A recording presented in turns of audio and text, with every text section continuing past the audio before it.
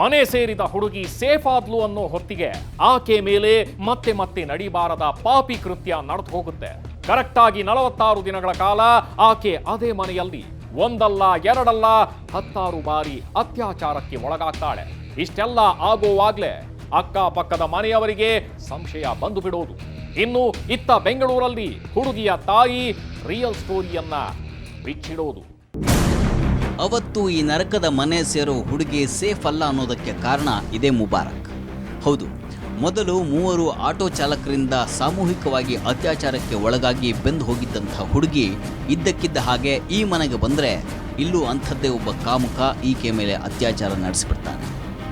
ಅವನೇ ಈ ಮುಬಾರಕ್ ಅಲಿಯಾಸ್ ಪರ್ವಿನ್ ಬಾನು ಸಹೋದರ. ಈ ಹುಡುಗಿಯನ್ನ ಬ್ರಾಹ್ಮಣರ ಮನೆ ಹುಡುಗಿ ಅಂದ್ಕೊಂಡಿದ್ರಲ್ಲ ಆ ತಾಯಿ, ಆಕೆ ಹೇಳಿದ ಹಾಗೆ ಇದೇ ಕೆಲಸ ಮಾಡಿ ಬಾಡಿಗೆ ಮನೆ ಓನರಿಂದ 4 ಹೊಡಿಸ್ಕೊಂಡು ಮನೆ ಚೇಂಜ್ ಮಾಡಿದ್ದಂತಹ ಬಿನ್ ಲ್ಯಾಡನ್ ಫ್ಯಾಮಿಲಿ ಇಲ್ಲೂ ಮಾಡಿದ್ದು ಅದೇ. ಒಂದು ಕಡೆ ಲ್ಯಾಡನ್, ಇನ್ನೊಂದು ಕಡೆ ಲ್ಯಾಡನ್ ಪತ್ನಿ ನರರಾಕ್ಷಸಿ ಪರ್ವಿನ್ ಬಾನು. ಕೊನೆಯಲ್ಲಿ ಮುಬಾರಕ್ ಯಾವಾಗ ನಿರ್ಗತಿಗಳಾಗಿ ಅಸಹಾಯಕ ಮುಖ ಹೊತ್ಕೊಂಡು ಆ ಅಪ್ರಾಪ್ತ ಬಾಲಕಿ ಪರ್ವಿನ್ ಮನೆಗೆ ಬಂದ್ಲೋ ಅಲ್ಲಿ ಮುಬಾರಕ್ ಮತ್ತೆ ಆಕೆ ಮೇಲೆ ಎರಗಿ ತನ್ನ ಕಾಮತೃಷೆಯನ್ನು ತೀರಿಸ್ಕೊಳ್ತಾನೆ. ಬದುಕಿದೆಯಲ್ಲ ಬಡಜೀವವೇ ಅಂದ್ಕೊಂಡಾಗ್ಲೇ ಇಲ್ಲೂ ಅದೇ ನಡೆದು ಹೋಗುತ್ತೆ.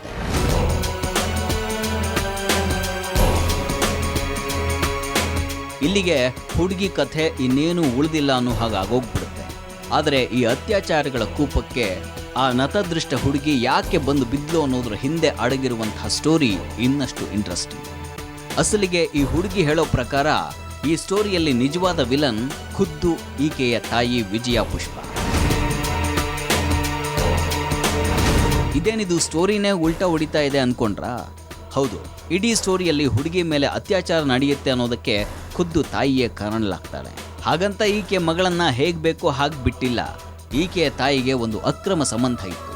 ಅದನ್ನ ಕಣ್ಣಾರೆ ಕಂಡಂಥ ಹುಡುಗಿ ಮನೆ ಬಿಟ್ಟಿದ್ಲು ಅನ್ನೋ ಸುದ್ದಿ ಎಲ್ಲ ಕಡೆ ಹರಿದಾಡ್ತಾ ಇದೆ.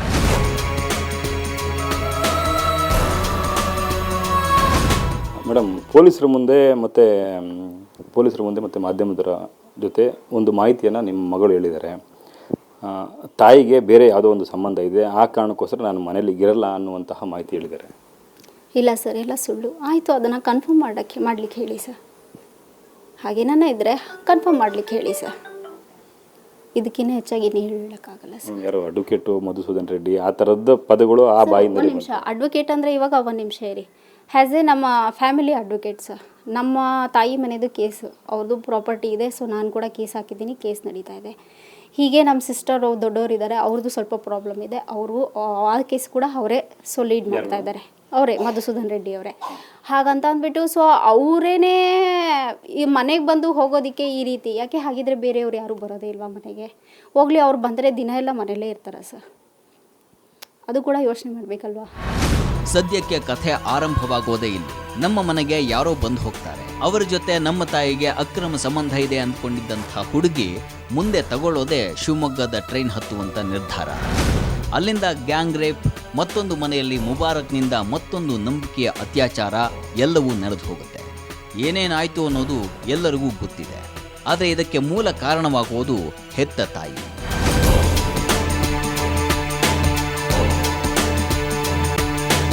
ಆದರೆ ಮಗಳ ಈ ಕೃತ್ಯಕ್ಕೆ ಇಂಥದ್ದೊಂದು ಸುಳ್ಳು ಕಾರಣವನ್ನು ಹುಟ್ಟುಹಾಕಿದಾಳೆ ಅಂತಾರೆ ತಾಯಿ ವಿಜಯ ಪುಷ್ಪ.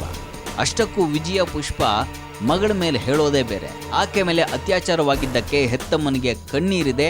ಆದರೆ ಇಂಥದ್ದೊಂದು ದುರಾದೃಷ್ಟಕ್ಕೆ ಸಿಕ್ಕಿ ಬೀಳೋದಕ್ಕೆ ಆಕೆಯೇ ಓಡಿ ಹೋಗೋ ಖಯಾಲಿಯೇ ಕಾರಣವಂತೆ.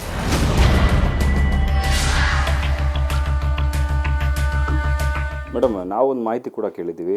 ಆಕೆ ಮನೆ ಬಿಟ್ಟು ಹೋಗ್ತಾ ಇರೋದು ಇದೇ ಮೊದಲಲ್ಲ, ಈ ಹಿಂದೆನೂ ಕೂಡ ಒಂದು ಬಾರಿ ಮನೆ ಬಿಟ್ಟು ಹೋಗಿದ್ದಾಳೆ ಅಂತೇಳಿ. ಆ ಕಾರಣ ತಮಗೆ ಗೊತ್ತು, ಯಾವ ಕಾರಣಕ್ಕೋಸ್ಕರ ಅವರು ಮನೆ ಬಿಟ್ಟು ಹೋಗಿದ್ದಾರೆ ಸರ್? ಅಂದರೆ ಆ್ಯಕ್ಚುಲಿ ಅವಳು ಪರ್ಫೆಕ್ಟ್ ಮೈಂಡ್, ಒಂದೇ ಫಾರ್ಮ್ ಮೈಂಡ್ ಇಲ್ಲ, ಫ್ಲಕ್ಚುಯೇಟ್ ಮೈಂಡ್ ಜಾಸ್ತಿ. ಬಟ್ ನಾವು ಹಾಗಿದ್ರು ಎಲ್ಲ ಥರ ಬುದ್ಧಿ ಹೇಳಿದ್ವಿ. ಇಲ್ಲ ಸಾಕಷ್ಟು ಸರಿ, ಆಲ್ರೆಡಿ 4-5 ಸರಿ ಅವಳು ಹೋದಾಗೂ ನಾವೆಲ್ಲ ಬುದ್ಧಿ ಹೇಳಿ ಎಲ್ಲ ತಿದ್ದಿ ಮಾಡಿ ಎಲ್ಲ ನಾವು ಕರ್ಕೊಂಡು ಬಂದಿದ್ದೀವಿ. ಬಟ್ ಈ ಸರಿ ಅವಳು ಮಿಸ್ ಆದಾಗೆ ನಮ್ಮ ಕೈಗೆ ಸಿಗಲಿಲ್ಲ ಸರ್ ಅವಳು. ಓಕೆ, ಅಲ್ಲ ಮೊದಲನೇ ಸತಿ ಹೋಗಿದ್ದ ಕಾರಣ ಏನು ಮೇಡಮ್? ಮೊದಲನೇ ಸತಿ ಹೋಗಿದ್ದ ಕಾರಣ ಯಾರನ್ನೋ ಇಷ್ಟಪಟ್ಟು ನಾನು ಹೋದೆ ಅಂತ ಅವಳೇ ಬರೆದಿಟ್ಟುಬಿಟ್ಟು ಸೊ ಹೋದ್ಲು ಸರ್. ಓಕೆ, ಆ ಲೆಟ್ರ್ ಕೂಡ ಎಲ್ಲ ಅವಳೇ ತೊಗೊಂಡು ಹೋಗಿದ್ದಾಳೆ. ಮತ್ತು ಅವಳದು ಫಂಕ್ಷನ್ ಆಲ್ಬಮ್ ಇದೆ, ಅದು ಕೂಡ ತೊಗೊಂಡು ಹೋಗಿದ್ದಾಳೆ. ಎಲ್ಲ ಅವಳ ಹತ್ರನೇ ಇದೆ ಸರ್, ಎಲ್ಲ ಪೂರ್ತಿ. ಓಕೆ, ಈ ಎರಡನೇ ಸತಿ ಹೋಗೋದಕ್ಕೆ ಹೋದಂಥ ಟೈಮಲ್ಲಿ ನೀವು ಯಾರ ಮೇಲಾದ್ರೂ ಅನುಮಾನ ಪಟ್ರ ಮತ್ತು ಎಲ್ಲಾದರೂ ಕಂಪ್ಲೇಂಟ್ ಏನಾದ್ರು ಕೊಟ್ಟರು? ಇಲ್ಲ ಸರ್, ನಾವು ಯಾರ ಮೇಲೂ ಅನುಮಾನ ಪಟ್ಟಿಲ್ಲ. ಲಾಸ್ಟ್ ಹಿಂಗೆ ಪ್ರಾಬ್ಲಮ್ ಆಗಿದ್ದಕ್ಕೆ ಫಸ್ಟು ನಾವು ಆ ಹುಡುಗನ್ನ ನೋಡಿದ್ವಿ. ಆ ಹುಡುಗ ಎಲ್ಲೂ ಹೋಗಿಲ್ಲ. ಅವ್ರ ತಂದೆ ತಾಯಿ ನೋಡಿಕೊಂಡು ಹಳ್ಳಿ ಜೀವನ ಮಾಡಿಕೊಂಡು ಅವ್ರ ಪಾಡ್ಗೆ ಅವ್ರ ಮನೆಯಲ್ಲಿದ್ದಾರೆ. ಡೈರೆಕ್ಟಾಗಿ ಹೋಗಿ ನಮ್ಮ ಲಾಯರೇ ಕೇಳಿದ್ದಾರೆ. ನಮ್ಮ ಲಾಯರ್ ಕೇಳಿದ್ದಕ್ಕೆ ಇಲ್ಲ, ಆ ರೀತಿ ಎಲ್ಲ ಏನು ತೊಂದರೆ ಇಲ್ಲ, ಆ ರೀತಿ ಎಲ್ಲ ಮುಂಚೆ ಇತ್ತು ಅಷ್ಟೇ. ನಿಮ್ಮ ಹುಡುಗಿನ ನಿಮ್ಮ ಹ್ಯಾಂಡ್ ಓವರ್ ಮಾಡಿದ್ಮೇಲೆ ನಮ್ಮ ಹುಡುಗ ಆ ಥರ ಎಲ್ಲ ಏನಿಲ್ಲ, ಹಾಗೇನ ಇದ್ದರೆ ನೀವು ಕಂಪ್ಲೇಂಟ್ ಕೊಡಿ ಅಂತ ಅವ್ರು ಡೈರೆಕ್ಟ್ ಹೇಳಿದ್ಮೇಲೆ ಸೊ ಆಮೇಲೆ ನಾವು ಹೋಗಿ ಇಲ್ಲಿ ಬ್ಯಾಡ್ರಳ್ಳಿನಲ್ಲಿ ನಾವು ಸ್ಟೇಷನಲ್ಲಿ ಮಿಸ್ಸಿಂಗ್ ಅಂತ ನಾವು ಕಂಪ್ಲೇಂಟ್ ಕೊಡಿ.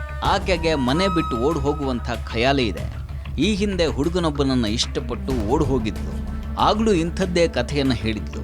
ಈಗ ಮತ್ತೆ ಓಡಿ ಹೋಗಿದ್ದಾಳೆ, ಆದರೆ ನನ್ನ ಮೇಲೆಯೇ ಅನೈತಿಕ ಸಂಬಂಧದ ಕಥೆಯನ್ನು ಕಟ್ಟಿದ್ದಾಳೆ ಅಂತಿದ್ದಾರೆ.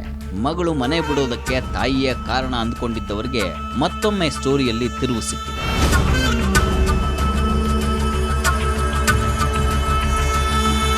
ಸದ್ಯ ಹೆಣ್ಣು ಮಕ್ಕಳ ಸಹಾಯ ಕೇಂದ್ರದಲ್ಲಿ ಸೇಫ್ ಆಗಿರುವಂಥ ಬಾಲಕಿಯ ಮನೆ ಬಿಡುವಂಥ ನಿರ್ಧಾರದ ಹಿಂದೆ ಯಾರಿದ್ದಾರೆ ಅನ್ನೋದು ಇನ್ನೂ ನಿಗೂಢವಾಗಿಯೇ ಉಳಿದಿದೆ. ಆದರೆ ಅದೇನೇ ಇದ್ದರೂ ಆಕೆಯ ಅಸಹಾಯಕತೆಯನ್ನೇ ಬಳಸಿಕೊಂಡು ಅತ್ಯಾಚಾರ ಎಸಗಿದವರು ಪೊಲೀಸರಿಗೆ ಸಿಕ್ಬಿದ್ದಿದ್ದಾರೆ. ಅವರ ಪೈಕಿ ಇನ್ನಿಬ್ಬರು ತಲೆಮರೆಸಿಕೊಂಡಿದ್ದಾರೆ. ಇನ್ನು ಅತ್ಯಾಚಾರದ ವಿಚಾರ ಗೊತ್ತಿದ್ದೂ ಸುಮ್ಮನಿದ್ದಂಥ ತಂದೆ ತಾಯಿ ಹಾಗೆ ಮತ್ತೊಬ್ಬ ಅತ್ಯಾಚಾರಿ ಮುಬಾರಕ್ ಅಂಧರಾಗಿದ್ದಾರೆ. ಆದರೆ ಹುಡುಗಿಗೆ ಸಾಂತ್ವನ ಹೇಳೋದಕ್ಕೆ ಯಾರು ಇಲ್ಲವೇನೋ ಅನ್ನೋ ಹಾಗೆ ಭಾಸವಾಗ್ತಾ ಇದೆ. ಏನೇ ಇರಬಹುದು, ಆದರೆ ಆ ಹುಡುಗಿಗೆ ಈಗ ಬೇಕಾಗಿರೋದು ಒಂದು ಭರವಸೆಯ ಸಾಂತ್ವನ. ಆ ಕೆಲಸ ಯಾರು ಮಾಡ್ತಾರೆ?